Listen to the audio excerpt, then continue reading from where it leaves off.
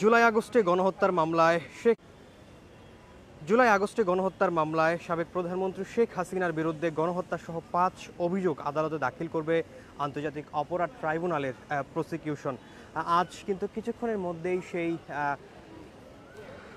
অভিযোগগুলো কিন্তু দাখিল করার কথা রয়েছে। দর্শক, আপনাদেরকে এই মুহূর্তে সরাসরি সংযুক্ত করেছি আন্তর্জাতিক অপরাধ ট্রাইব্যুনাল থেকে, এবং যেখানে কিন্তু শেখ হাসিনার আনুষ্ঠানিক বিচার কার্যক্রম কিন্তু শুরু হচ্ছে কিছুক্ষণের মধ্যে। এবং আন্তর্জাতিক অপরাধ ট্রাইব্যুনাল চেয়ারম্যান বিচারপতি মোহাম্মদ গোলাম মুর্তজা মজুমদারের নেতৃত্বে ৩ সদস্যের ট্রাইব্যুনালে এই প্রতিবেদন কিন্তু দাখিল করা হবে।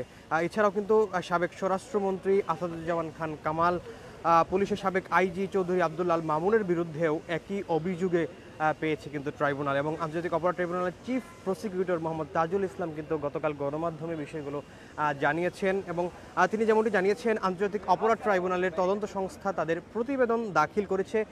এতে করে তারা শেখ হাসিনার বিরুদ্ধে গণহত্যা ও হত্যার উস্কানি, প্ররোচনা ও সরাসরি নির্দেশ সহ 5টি অভিযোগ পেয়েছে। এছাড়াও অপর 2 আসামি সাবেক স্বরাষ্ট্রমন্ত্রী আসাদুজ্জামান খান কামাল এবং সাবেক পুলিশের আইজি চৌধুরী আব্দুল আল মামুনের বিরুদ্ধেও কিন্তু এই অভিযোগ প্রমাণিত হয়েছে।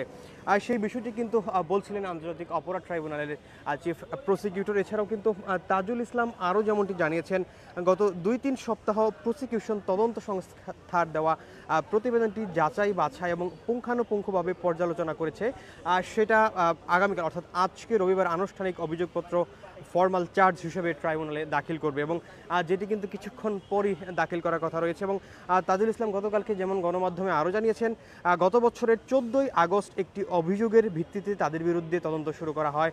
দীর্ঘ 6 মাস 28 দিন তদন্ত করে তদন্ত সংস্থা তাদের বিরুদ্ধে 5টি অভিযোগের সত্যতা পেয়েছে। এর আগে কিন্তু গত 18ই ফেব্রুয়ারি জুলাই আগস্টে গণহত্যার ঘটনায় মানবতা বিরোধী অপরাধের অভিযোগে দায়ের করা মামলায় শেখ হাসিনার বিরুদ্ধে তদন্ত 20 এপ্রিলের মধ্যে শেষ করার নির্দেশ দিয়েছিলেন আন্তর্জাতিক অপরাধ ট্রাইব্যুনাল। এবং গত বছরের 17ই ডিসেম্বর জুলাই আগস্টের গণহত্যার ঘটনায় মানবতা বিরোধী অপরাধের অভিযোগে দায়ের করা 2 মামলায় শেখ হাসিনা, ওবায়দুল কাদের সহ 46 জনের বিরুদ্ধে তদন্তে 2 মাসের মধ্যে শেষ করার নির্দেশ দিয়েছিলেন ট্রাইব্যুনাল।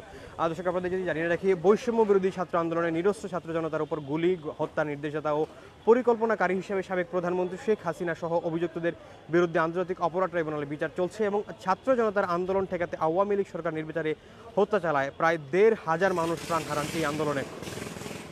দর্শক, আপনাদের যদি জানিয়ে রাখি, এই মামলার বিচার প্রক্রিয়া অর্থাৎ যেই অভিযোগটি দাখিল করা হবে সেই বিচার প্রক্রিয়া কিন্তু সরাসরি সম্প্রচার করা হতে পারে বলে কিন্তু গণমাধ্যমে জানিয়েছিলেন প্রসিকিউটর গাজী MH তামিম, এবং গণমাধ্যমে কিন্তু সেটি আজকে প্রচারিত হবে। এবং বাংলাদেশের ইতিহাসে কিন্তু প্রথমবার আদালতের কোনো বিষয় কিন্তু গণমাধ্যমে আসে এবং সেটি সরাসরি লাইভে দেখানো হবে। এবং বাংলাদেশ টেলিভিশনে কিন্তু সেটি প্রসিকিউশন অর্থাৎ ট্রাইব্যুনালের অনুমতি সাপেক্ষে কিন্তু বাংলাদেশ টেলিভিশনের মাধ্যমে সরাসরি সম্প্রচার হতে পারে বলে কিন্তু গতকালকে এমনটি জানিয়েছেন গাজী MH তামিম। তিনি যেমনটা গণমাধ্যমে জানিয়েছেন, শেখ হাসিনার মামলার আনুষ্ঠানিক চার্জ দাখিল করা হবে ট্রাইব্যুনালে, এবং কালকের কোর্ট প্রসিডিংস অর্থাৎ শুনানি বিটিভির মাধ্যমে ট্রাইব্যুনালের অনুমতি সাপেক্ষে সরাসরি সম্প্রচার করা হতে পারে। দর্শক, এই ছিল আন্তর্জাতিক অপরাধ ট্রাইব্যুনাল থেকে শেখ হাসিনার আনুষ্ঠানিক বিচারের কার্যক্রমের সর্বশেষ খবর। দেশান্তরে থাকুন সর্বশেষ খবরটি জানার জন্য।